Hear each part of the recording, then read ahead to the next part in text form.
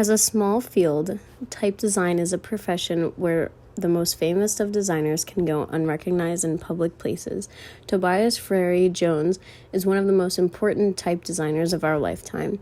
His work is a part of the permanent collections of the Victoria Albert Museum in London and the Museum of Modern Art in New York.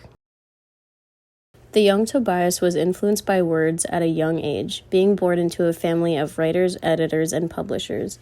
At 10 years old, Tobias noticed something on a trip to the United Kingdom while visiting his grandmother. He observed that all of the words around him just tasted British somehow. With his British influence met by his upbringing in the United States, he designed the Mallory font family. The American-British hybrid is not named after a British first name, but rather he took it from his own middle name. He published this typeface in 2015 with the grand opening of his very own type foundry. The British influence can be seen in letters like capital C, G, S, as well as the spread of the leg in the letter R. The nature of the family is organic without being distracting. The Mallory family is geometric but does not lack character. It is offered in 110 weights and 5 widths to meet every typographic need. I think the most interesting aspect of Mallory is its set of lowercase letters. Specifically, in each letter's bowl, there's a lot of variation in stroke weight. The letter A, for example, the bowl is open with a thick stroke, and as it moves left, the stroke in the bowl shrinks. It really gives each letter its own individual distinctions. Another interesting thing about this type family is its differing angles in each ascender. In lowercase letters B and D, the ascending terminals slope upwards from left to right, while in lowercase f, the terminal slopes downward. But in uppercase E and F, the terminals end at different angles. Tobias Frere-Jones did not become a profound typographer overnight. His career in type design began almost 30 years ago. After graduating from Rhode Island School of Design with a BFA, he began working at the Font Bureau in Boston as a senior designer, which brought him many years of type experience. Something important to daily life, but oftentimes overlooked, is road signs. Typically, nobody would think twice about the typeface on a road sign, but they are extremely important. Highway Gothic was the old typeface of the road, but now we see a better and more legible, clear view on the road.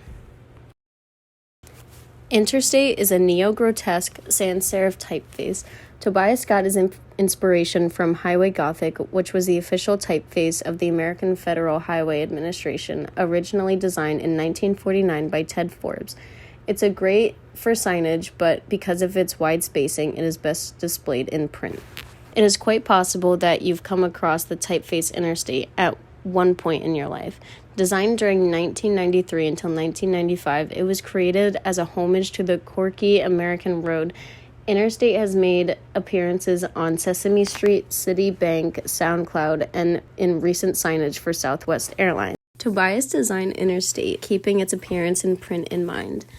Its wide spacing and crisp letters jump off the pages to grab the attention of pedestrians. The terminals of the ascenders and descenders end at an angle, but in curved letters, terminals end at a 90-degree angle. Remaining consistent in each letter is the stroke weight. I think it's safe to say that Tobias Frere-Jones has earned his medal in designing sans serif typefaces. However, we have yet to cover his largest accomplishment in typography. After leaving the Font Bureau in 1999, Tobias moved back to his home city of New York. There he began working with Jonathan Holifer, renamed Holifer and Frere-Jones in 2005.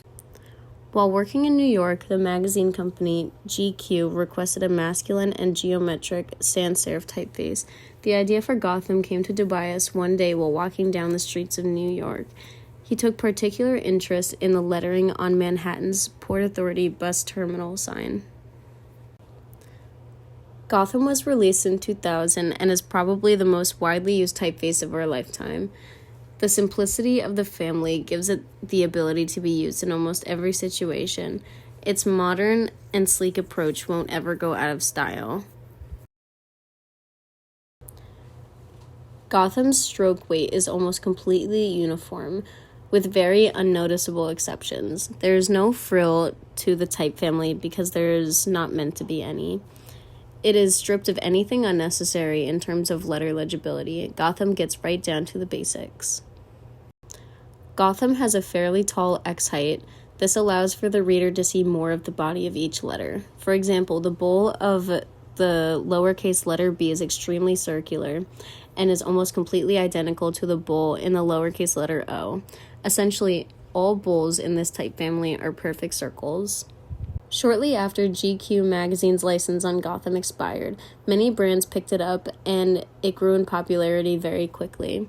The most notable usage of Gotham, though, would have to be in Obama's 2008 presidential campaign. The typeface became so tied to his run for office that people began to call Gotham the Obama font.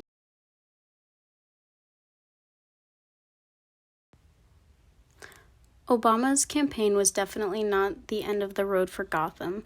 We can still see variations of it in brands such as Nike, Tom Ford, Chanel, Netflix, and Taco Bell.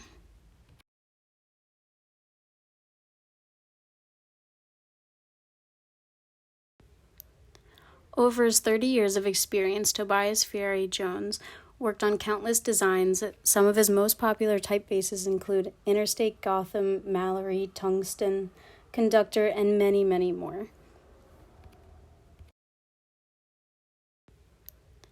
Over his 30 years of experience, Tobias Ferry Jones worked on countless designs. Some of his most popular typefaces include Interstate, Gotham, Mallory, Tungsten, Conductor, and many, many more.